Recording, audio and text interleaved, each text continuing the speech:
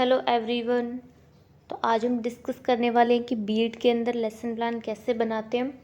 तो बीएड के अंदर लेसन प्लान बनाने के लिए सबसे पहले हमें कुछ जनरल इन्फॉर्मेशन लिखनी होती है।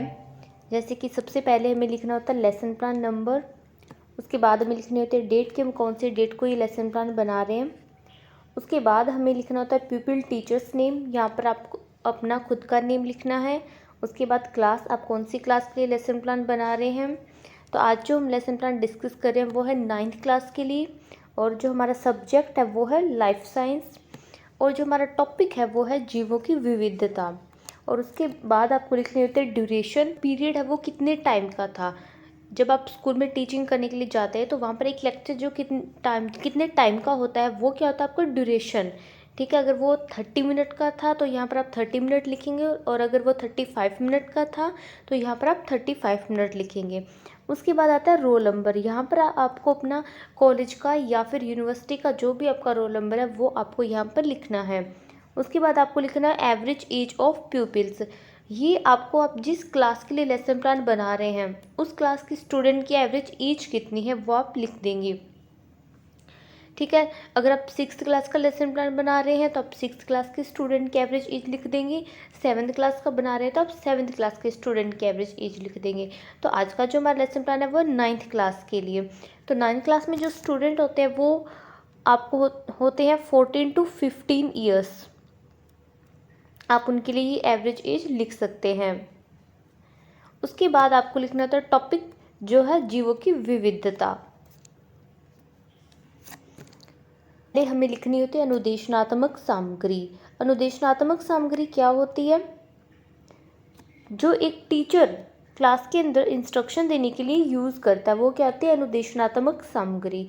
अनुदेशनात्मक सामग्री दो तरह की होती है, सामान्य सामग्री और विशिष्ट सामग्री। सामान्य सामग्री के अंदर हम लिखेंगे चौक, डस्टर, शामपट, मेज। और विशिष्ट सामग्री के अंदर हम जो भी उस टॉपिक को पढ़ाने के लिए अलग से मटेरियल प्रिपेयर करके लेकर जाते हैं वो क्या होती है? हमारी विशिष्ट सामग्री होती है। जैसे कि हमारा आज का जो टॉपिक है वो है जीवों की विविधता। तो इस टॉपिक को पढ़ाने के लिए अगर आप कोई चार्ट का यूज़ करें तो चार्ट आपकी एक विशिष्ट सामग्री होगी। अगर आप किसी पीपीटी का यूज़ करें तो पीपीटी आपकी एक विशिष्ट सामग्री होगी। उसके बाद आप लिखेंगे शैक्षिक उद्देश्य। अब शैक्षिक उद्देश्य क्या होते हैं?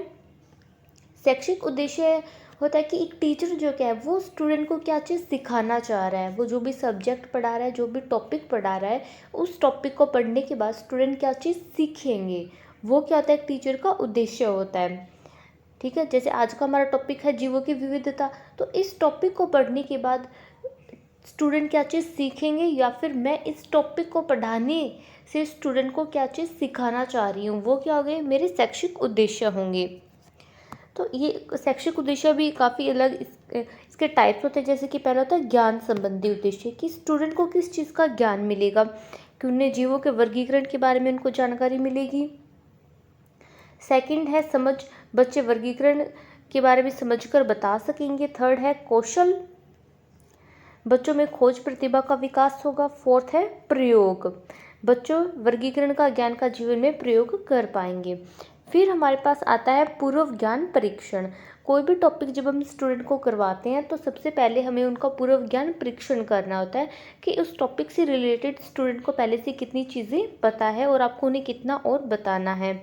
तो आप पूर्व ज्ञान परीक्षण कैसे करेंगे? आप स्टूडेंट से प्रश्न पूछेंगे। जैसे कि फर्स्ट प्रश्न आप पूछते हैं, जीवन की संरचनात्मक मूलभूत इकाई क्या है? और स्टूडेंट जो भी आंसर करेंगे वो टीचर को ध्यान में रखना है कि स्टूडेंट उसका सही आंसर करें या फिर नहीं कर रहे हैं। उनके आंसर के बेस पर ही एक जो टीचर है वो ये डिसाइड करता है कि स्टूडेंट को पहले से कितना पता है और उसे कितना और बताना है। सेकंड क्वेश्चन है विभिन्न सेल के समूह को क्या कहते हैं? थर्ड है उत्तर कितने प्रकार के होते हैं? फोर्थ है क्या सभी जीव व जंतु एक जैसे दिखाई देते हैं? अब नेक्स्ट आती है उपविषय की घोषणा। अब आप स्टूडेंट को आज बताएंगे कि हम कौन सा टॉपिक पढ़ने वाले हैं। तो यहाँ पर जो क्या है हम बताएंगे कि आज हम जीवों की विविधता अथवा उनके वर्गीकरण के बारे में पढ़ेंगे। उसके बाद आता है प्रस्तुतिकरण। अब जो क्या है अब आप जो आपका टॉपिक है उसको डिटेल में एक्सप्लेन करेंगे। तो इसके लिए आपको जब इसको लेसन प्लान में कैसे लिखना है आपको, तो इसके लिए आपको 4 कॉलम्स बनाने हैं। फर्स्ट में आप लिखेंगे शिक्षण बिंदु, सेकंड कॉलम में आप लिखेंगे छात्र अध्यापक क्रियाएं, थर्ड कॉलम में लिखेंगे छात्र क्रियाएं और फोर्थ कॉलम में आप लिखेंगे शामपट कार्य। तो इस तरह से आप 4 कॉलम बना लेंगे। अब शिक्षण बिंदु में सबसे पहले आप हेडिंग डाल देंगे जीवों की विविधता या फिर उनका वर्गीकरण, और यही सेम हेडिंग आप ब्लैक बोर्ड के ऊपर लिख देंगे। अब आप उन्हें बताना शुरू करेंगे जीवों के बारे में कि जीवों को वैज्ञानिक द्वारा जगत, division, work, class of order, gene, species, इस प्रकार के वर्गीकरण, पदानुक्रम, लक्षण के आधार पर छोटे छोटे समूह में बांटते हुए वर्गीकरण की मूलभूत इकाई तक पहुंचाते हैं।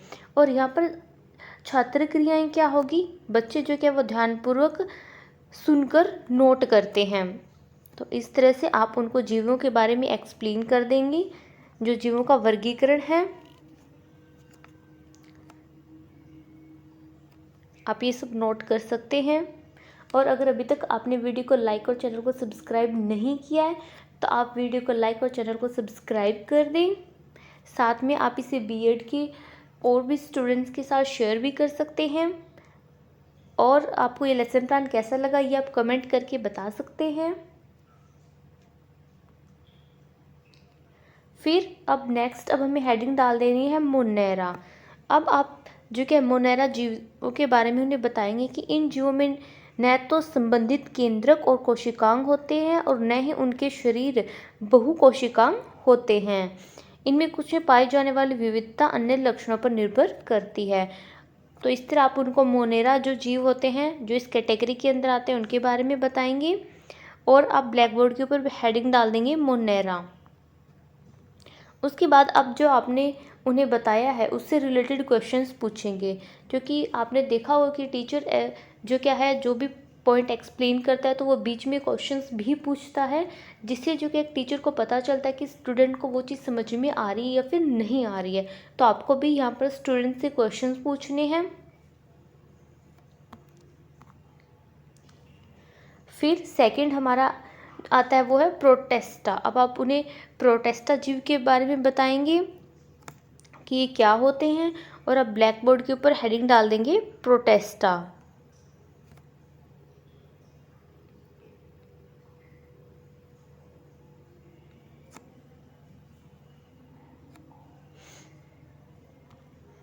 फिर नेक्स्ट अब आप उन्हें बताएंगे फंगी के बारे में कि फंगी क्या होती है।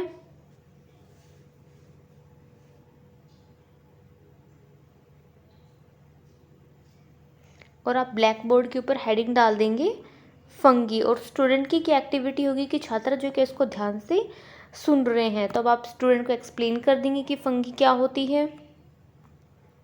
उसके बाद आता है प्लांटा। अब आप उसे प्लांटा के बारे में एक्सप्लेन करेंगे कि ये क्या होते हैं। और स्टूडेंट जो कि इसको ध्यान से सुन रहे हैं और ब्लैक बोर्ड के ऊपर भी आप हेडिंग डाल देंगे। उसके बाद नेक्स्ट आता है एनिमेलिया। अब आप उसे एनिमेलिया के बारे में एक्सप्लेन करेंगे कि ये जीव क्या होते हैं और आप ब्लैक बोर्ड के ऊपर हेडिंग डाल देंगे एनिमेलिया। फिर आती है अंतिम पुनरावृत्ति। अब जो क्या है अब आपने टॉपिक उन्हें कंप्लीट करवा दिया है, अब आप इस टॉपिक से रिलेटेड उनसे क्वेश्चंस पूछेंगे, जिससे जो कि टीचर को पता चलता है कि स्टूडेंट को वो चीज़ समझ में आई है या फिर नहीं आई है। तो यहाँ पर मैंने कुछ उनसे फिल इन द ब्लैंक्स पूछे हैं, तो आप भी इस तरह से क्वेश्चंस पूछ सकते हैं। उसके बाद लास्ट में हमें देना होता है स्टूडेंट को होमवर्क, जो भी हमने टॉपिक करवाया है। तो यहाँ पर हम स्टूडेंट को होमवर्क देंगे कि बच्चों आप कल विभिन्न जीवों के बारे में पढ़कर आना। तो इस तरह से आप अपना लेसन प्लान बना सकते हैं। और वीडियो आपको इन्फॉर्मेटिव लगती है या फिर वीडियो से आपको कोई हेल्प मिलती है तो वीडियो को लाइक और चैनल को सब्सक्राइब करें।